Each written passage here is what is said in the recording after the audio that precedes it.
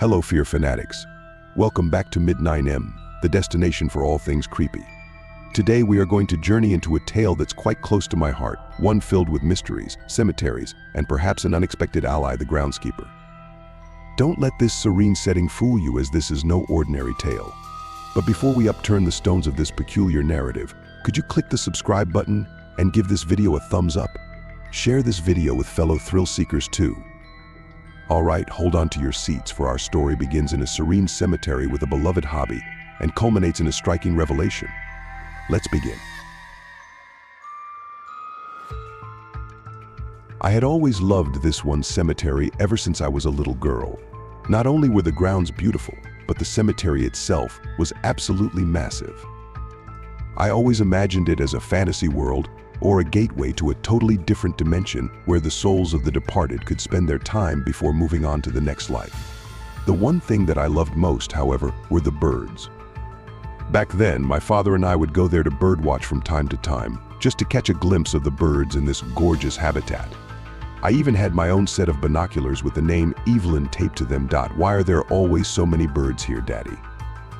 I remember asking, well, Evie, my father answered, it's because of all the trees. I know this wasn't the real reason, but I'm sure my father figured this would be enough to satisfy an 8-year-old. Is that it?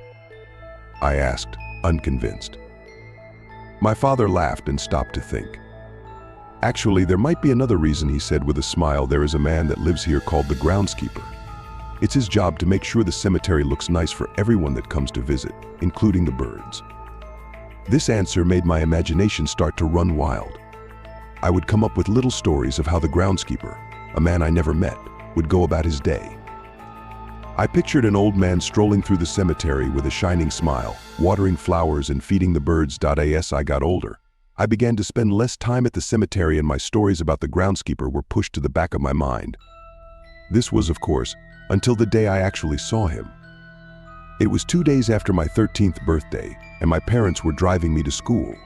We stopped at a red light right in front of the cemetery, and I proceeded to look out the window. I smiled, remembering the days I spent there when I was little. My smile quickly faded when I noticed a man sitting under one of the trees. His shaggy gray hair covered his face, and he was wearing a very dirty-looking peacoat. As the car began to move again, I looked out the back window to see if I could make out anything else before he was out of sight. Nothing. I was about to turn away when something caught my attention. I jerked my head back and saw a flock of birds gather at this man's feet. Hey, who's that in the cemetery? I asked my parents. My father was driving, so he told my mother to take a look. My mother turned her head to look out the passenger side window, but it was too late. I didn't see them, sweetie. My mom replied, but the cemetery is closed right now. Evie, there shouldn't be anyone in there. It's probably the groundskeeper, my father said. I'm sure he's just getting ready to open up soon. I didn't say anything. I hadn't thought about the groundskeeper in years, but I did remember how I envisioned him. This person was nothing like what I had imagined. My grandfather died from a heart attack about a month after I graduated from college. He never had any health issues, and even the doctors found it to be a freak occurrence. However, these things can happen, and my grandfather was able to live his life to the fullest. Even at the age of 90, only a few close friends and family came to his funeral. My grandfather never liked large crowds, so we actually found this to be appropriate. We arrived at the cemetery at about 4 p.m. that day. It was a beautiful fall afternoon, sunny and not too chilly. I stood next to my parents, holding their hands as we listened to the priest. As he spoke, my eyes started to wander.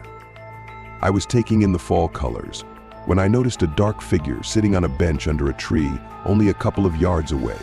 It looked like a man, but I couldn't tell, and my eyes remained fixed on him through the service. When it was finally time for us to leave, the man was still there. Dad, I whispered, turning to my father, do we know that guy? My dad looked over to the man sitting under the tree. A couple of birds flew in and landed at the man's feet. I don't know him. My dad answered, he's probably just another visitor, or someone that works here like the groundskeeper. I asked.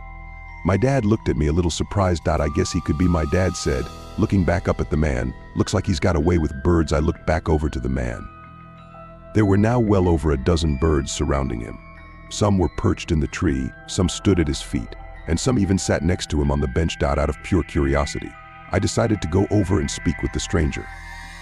Since my family was close by, I wasn't worried about anything bad happening. "Excuse me," I said as I approached the man. "Do you work here?" The man looked up at me. He was wearing a dark pea coat and had messy silver hair. He was young, probably in his mid to late 20s, but his complexion was off. His skin was a ghostly white, and it looked like he hadn't slept in days.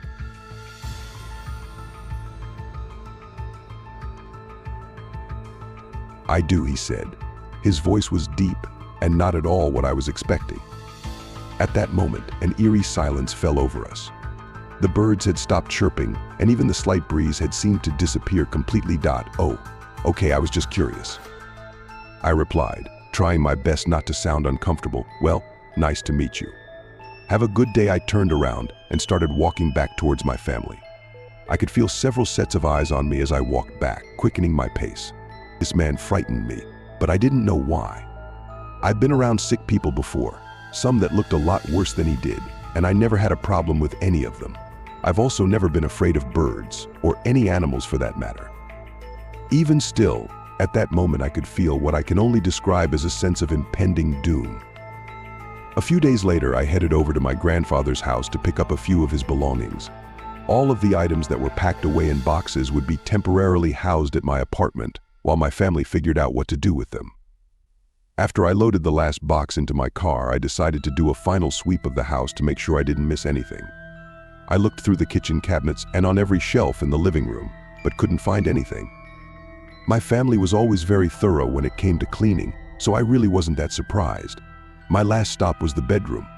I went through the closet and all of the drawers and came to the conclusion that this room was empty as well.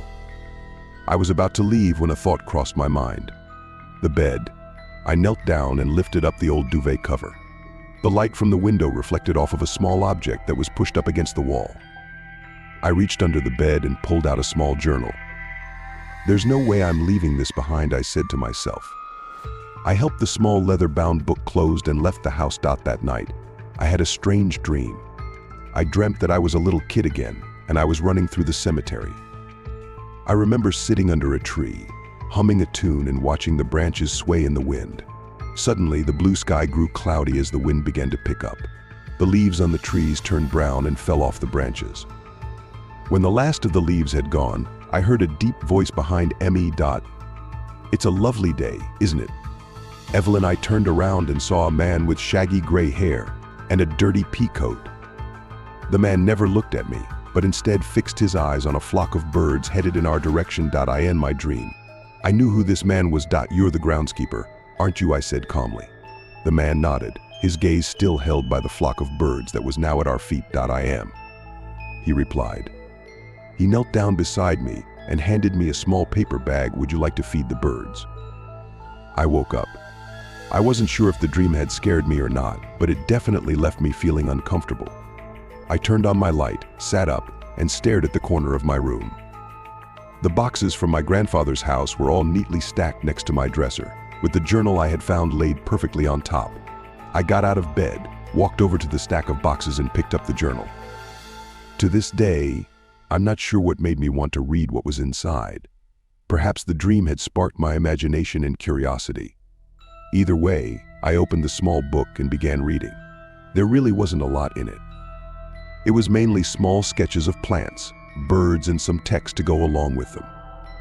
My son is taking Evelyn to the cemetery again today.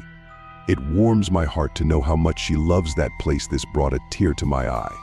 I was always close with my grandfather and almost forgot that he used to be an avid bird watcher himself. I turned the page and something fell to the ground. I picked it up and noticed it was an old Polaroid photo of me, my dad, and my grandfather. Upon examining it closer, however, I noticed another figure in the background. Holding the Polaroid in one hand, I read what my grandfather had wrote on the next page. "A beautiful day. A shame we didn't notice the young man sitting back there." I turned the page. "I had a talk with the groundskeeper today. I think that guy likes birds even more than I do." I started to feel uneasy. This sounded a lot like the man I met the other day. I turned the page again, only this time it was blank. I kept turning until I stopped at a page covered with text. I saw the man again tonight. This time he was outside my bedroom window before he disappeared. There's no doubt about it anymore. It's him. I started to get frightened. My grandfather had never mentioned anything about seeing people. Why would he keep something like this from us? I continued reading. It's clear to me now. He won't leave me alone until I give myself up. I'm opening the window. I'll be food for the birds soon. I closed the journal. I had no idea what I just read, nor did I want to. I placed the journal on my nightstand and called my parents. A few weeks passed after I showed the journal to my parents. They thought it was odd and said that they would look into things, but told me not to worry too much about it. That was easier said than done, but I tried my best. Since I didn't have a job lined up, I had been actively searching for something since my college graduation. One morning, I decided to check some of the local job postings to see if there was anything new. I pulled up the website on my phone and began scrolling through. Suddenly, one caught my eye. It was an assistant groundskeeper position at the cemetery. There was nothing written, other than apply in person. It didn't pay very much, but it was enough that would allow me to keep my apartment and pay my bills. On top of that, I would be able to hang around in the cemetery I had loved since I was a kid. But most appealing of all was the fact that I would likely be working with that strange man, the groundskeeper, the one I believed my grandfather wrote about. I could have let this go, but I felt as though I needed answers. I followed the instructions and applied the following week. Today is my first day.